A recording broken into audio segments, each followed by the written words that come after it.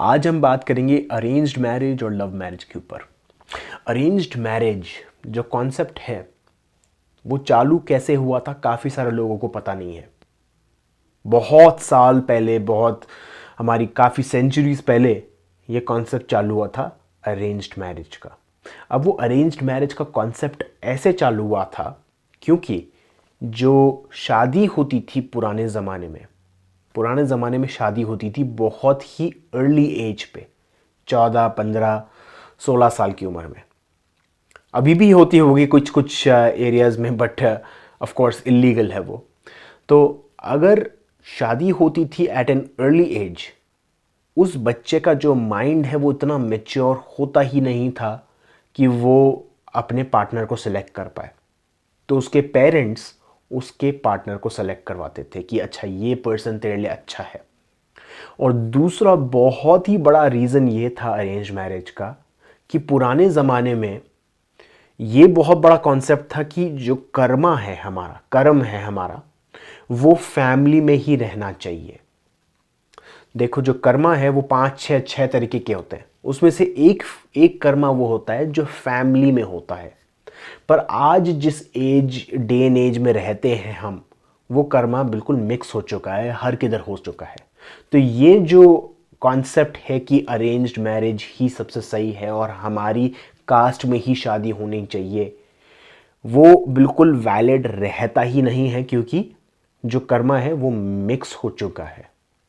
किसी का और कोई फैमिली का और किसी के पास चला गया, उस फैमिली का हमारी फैमिली के पास आ चुका है। तो अब क्या हो रहा है, ये जो फैमिलीज़ हैं, बहुत ही रिलीजियस फैमिलीज़ हैं या बहुत ही क्लोज्ड माइंडेड फैमिलीज़ जो हैं, वो चाहते हैं कि अपने बच्चे की शादी अपने पसंद की पर्सन से करवाएं। अब उसमें उसमें बात क्या होती है कि जो पर्सन है वो चाहता नहीं है कि उस पर्सन से शादी हो, और चाहता है तो अच्छी बात है, वेल एंड गुड, उसके बारे में हम बात नहीं कर रहे। अगर कोई पर्सन चाहता है कि उसकी शादी इस पर्सन से नहीं हो, या इतनी जल्दी शादी नहीं हो, कुछ टाइम के बाद हो, और उसके पेरेंट्स उसको फोर्स कर रहे हैं कि इसी पर्सन से शादी हो, तो क्या होता है, इससे एक बहुत ही बड़ा कर्मा चालू होता है। देखो, जब अर्जुन वॉर करने वाले थे, युद्ध पे थे, मैदान पे थे, मेरी हिंदी खराब है तो खैर, जब भी वो मैदान पे थे और वो वॉर करने वाले थे अपने फैमिली मेंबर्स के साथ, तो कृष्णा ने उनसे एक बात बोली थी कि बाण उठाओ और हमला करो। ये कंफ्यूजन मत रखो कि वो तुम्हारे लोग हैं और तुमको उनकी मदद करनी चाहिए, उन पे अटैक नहीं करना चाहिए। उन्होंने जो मैसेज दिया था कृष्णा ने, वो आज तक वैलिड है, और वो सबसे ज़्यादा वैलिड है और किधर नहीं, सिर्फ और सिर्फ इंडिया और हमारे आसपास जो नेबरिंग कंट्रीज़ में है, जहाँ पर ये कॉन्सेप्ट अभी तक लोगों के माइंड में बसा हुआ है कि इंटरकास्ट मैरिज खराब है या अरेंज्ड मैरिज ही सबसे पॉसिबल वे है। तो क्या कहा था उसने, कृष्णा ने, बाण उठाओ और हमला करो, अटैचमेंट मत रखो इस चीज़ का। और वो अटैचमेंट ही अर्जुन को कंफ्यूजन दे रहा था। तो क्या हो रहा है यहाँ पर कि जो आपकी फैमिली मेंबर्स आपको बोल रहे हैं कि उस पर्सन से जाके शादी करो, जिसके कारण आपके माइंड में एक कंफ्यूजन क्रिएट हो रहा है कि मुझे पेरेंट्स की बात माननी चाहिए या मुझे मेरी खुद की बात माननी चाहिए। तो इस टाइम पे आप ये देखो, आप अपने पेरेंट्स की बात क्यों मानोगे? आप अपने पेरेंट्स की बात क्यों मानोगे? सिर्फ और सिर्फ अटैचमेंट के कारण, सिर्फ और सिर्फ आपका लगाव है उनसे। आप सैक्रिफाइस कर रहे हो अपने आप को, अपनी खुशी बैक बर्नर पर रख रहे हो, अपनी खुशी पीछे रख के दूसरों की खुशी आगे रख रहे हो।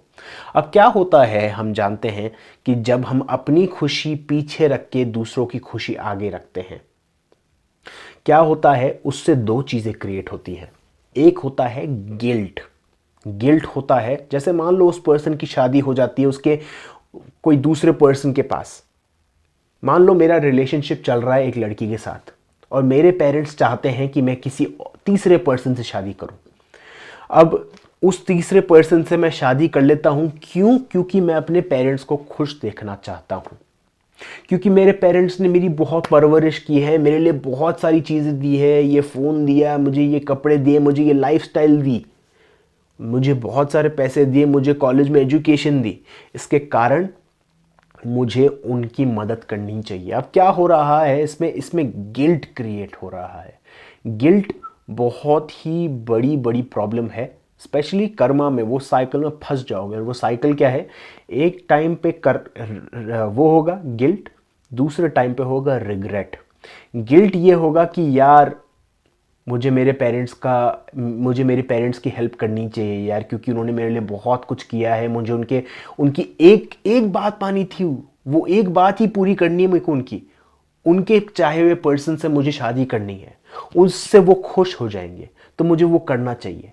तो वो हो गया गिल्ट। वो गिल्ट ट्रिप दे रहे हैं आपके पेरेंट्स, इमोशनली या अनइमोशनली, वर्बली बोलकर कर रहे हैं या बिना बोले कर रहे हैं।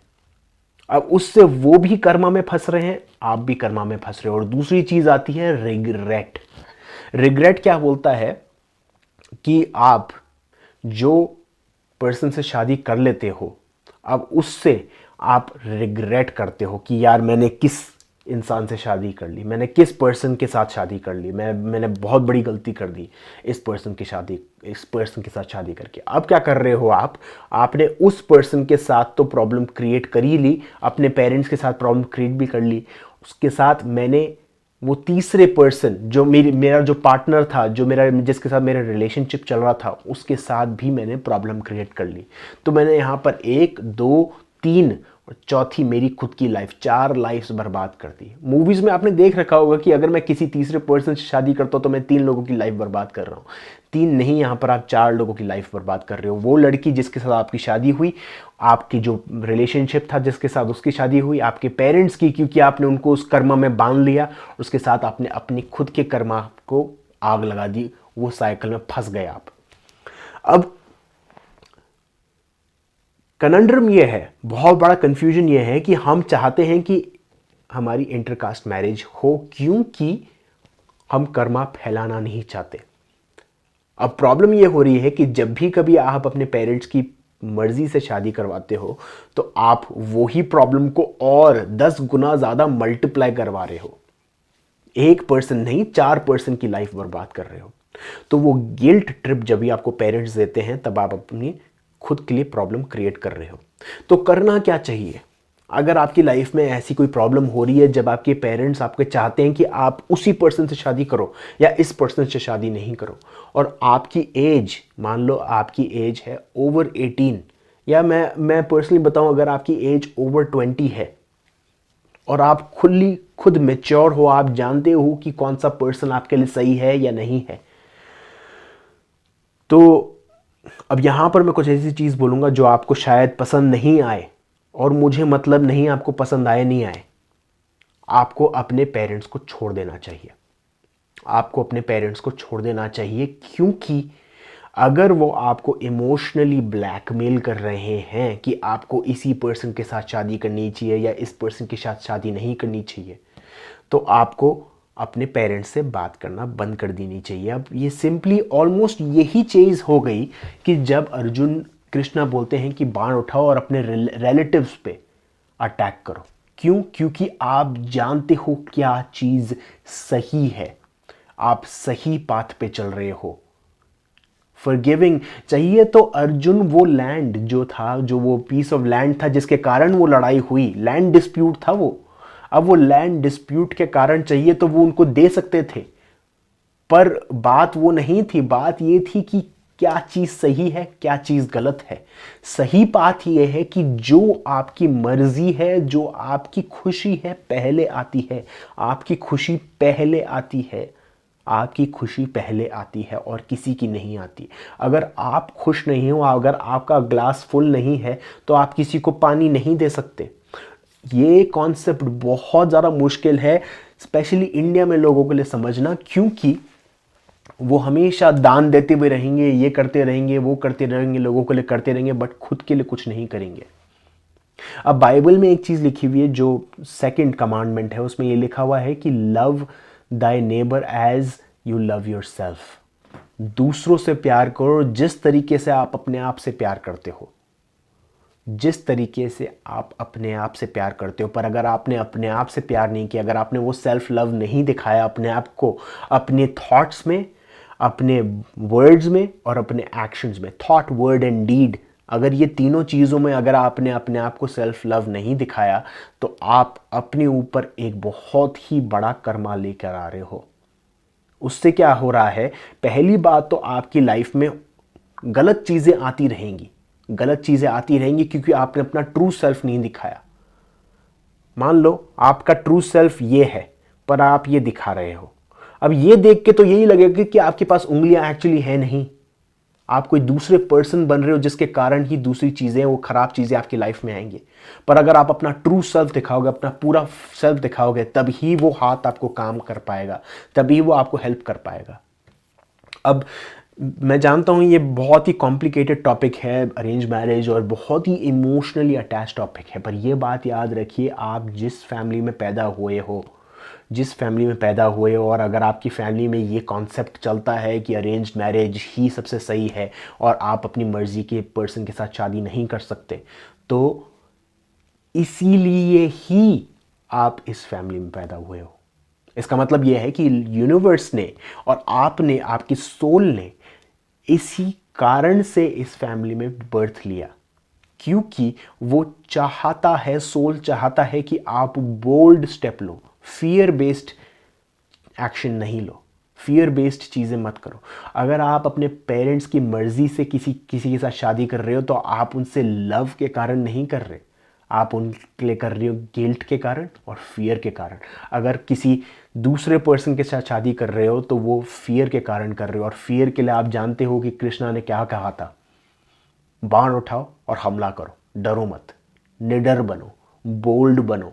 और अगर आप बोल्ड नहीं बन रहे तो आपकी लाइफ में वो प्रॉब्लम्स आती रहेंगी, ऐसे टाइप की प्रॉब्लम्स आती रहेंगी। वो जो पार्टनर के साथ आपकी शादी होगी वो भी आपके मन चाहे पार्टनर के साथ शादी नहीं होगी।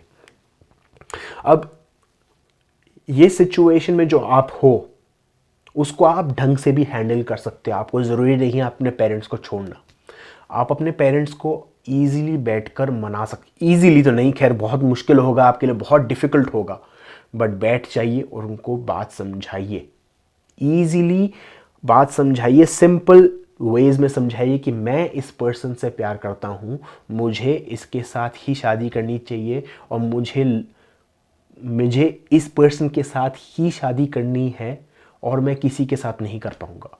अब मैं जानता हूँ कि लोग क्या कहेंगे, फैमिली क्या कहेगी, रिलेटिव्स क्या कहेंगे, वो क्या कहेंगे, हम ऊपर वाले कास्ट के लोग हैं और वो नीचे वाले कास्ट के लोग हैं, हम नीचे वाले कास्ट के लोग हैं और वो ऊपर वाले कास्ट के लोग हैं, या ये वो मुस्लिम है, मैं हिंदू हूँ, ये प्रॉब्लम वो प्रॉब्लम। वो उनको बिल्कुल प्रॉब्लम ज़रूर बताना कि हाँ वो उस कास्ट की, मैं उस कास्ट का हूँ, पर मैं जानता हूँ कि मैं और किसी के साथ सेटल नहीं हो सकता।